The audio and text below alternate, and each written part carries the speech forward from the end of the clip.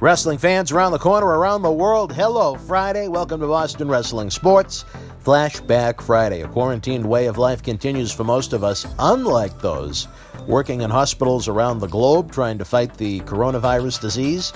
Even those supermarket employees like Cecil the Lion trying to keep all of us with food in our homes. It's another quiet week here at MWF Studios in downtown Melrose, Massachusetts, just a couple of blocks away from the home of our live MWF wrestling events at Memorial Hall. We attempted to get Tony Atlas into the studio yet again to tape new Wrestling Insiders programs. We weren't able to make it happen. Tony wants to be here. He needs to be here.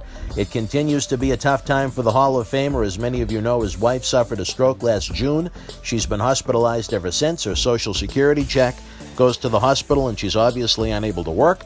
Tony's lost all of his income recently from personal appearances he makes, as well as his job as a personal trainer. He's struggling to survive right now. We are happy to tell you that we were able to produce several podcast-style episodes with Tony for your enjoyment, and if they're successful, we may keep making more episodes through the pandemic. It's very important for fans to get out the word so we can try to keep Tony working as much as possible and keep him afloat, so to speak.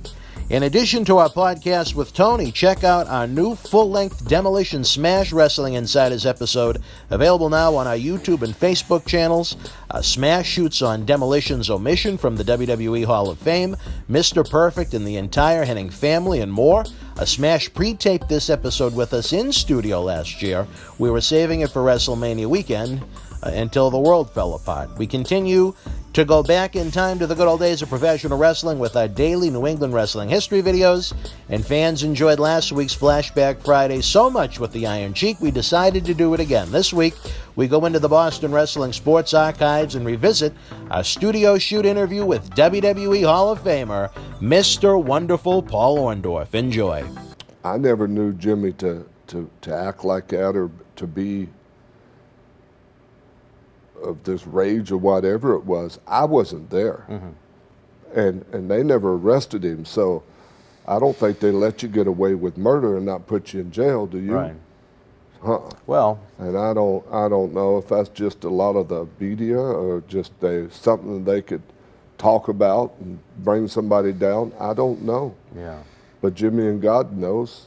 Yeah, exactly. They're the only people that were really there at this point. That's what matters when it comes time. And Jackal and Johnny, I mean, you guys were around at the time. How big of a story was the Snuka incident, and how did the wrestling world react? Well, you know, when it first happened, you didn't know nothing about it, because he had disappeared, come back, and then disappeared again. And then I forget, one of your favorite magazines, I think it was Penthouse, they had an article on it. And that's actually where I first really learned what their opinion was. And it was exactly as you said. But like Paul said, if he murdered him, he'd be in jail. Johnny, same thing? I would concur, and I think that, you know, the news media is like piranha.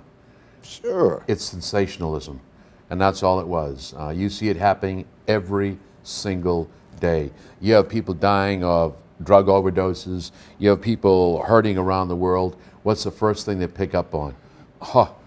And it's not true. I'm just going to use Hulk Hogan on steroids. Here we go. It's all over the newspapers. It's in the movie The Wrestler. I mean, it's sensationalism. What was the movie?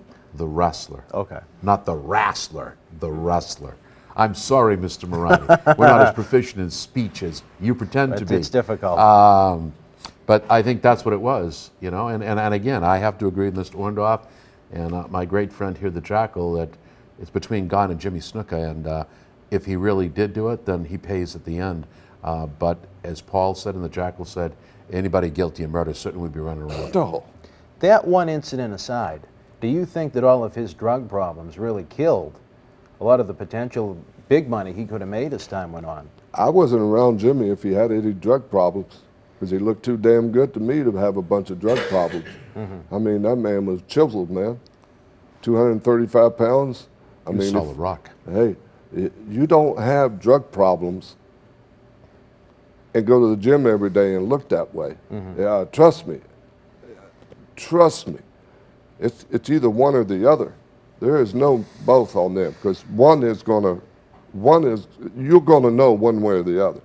I know. I mean, trust me, I know. You were around enough of it. I know. So I don't I never was around Jimmy when he was, that. So I can't, and I truly mean that.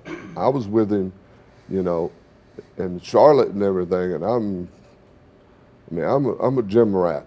And that's what I do. I go to the gym. I had a mission. And you can't mix drugs and going to the gym and doing that. You cannot. And to do it right. Because something's going to happen. Something's going to break. Trust me. You can't. And I never, beer, everybody drank the beer or two back then. Sure, I drank a beer some. Not many, very few. I needed my sleep. My desire is to go to the gym every day, to this very day. And I got to have knee replacements, shoulder replacement, and ankle. And I go to the gym every day. And I work out hard every day. So when they tell me here I got a 6 o'clock flight in the morning.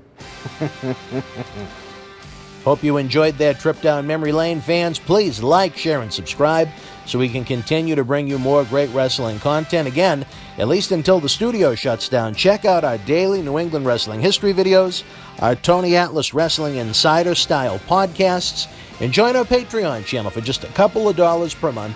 You can keep the legends working. There's over 60 great interviews on that channel right now, including full-length studio shoot interview DVDs. You want to talk about passing the time, there's hundreds of hours of content on there.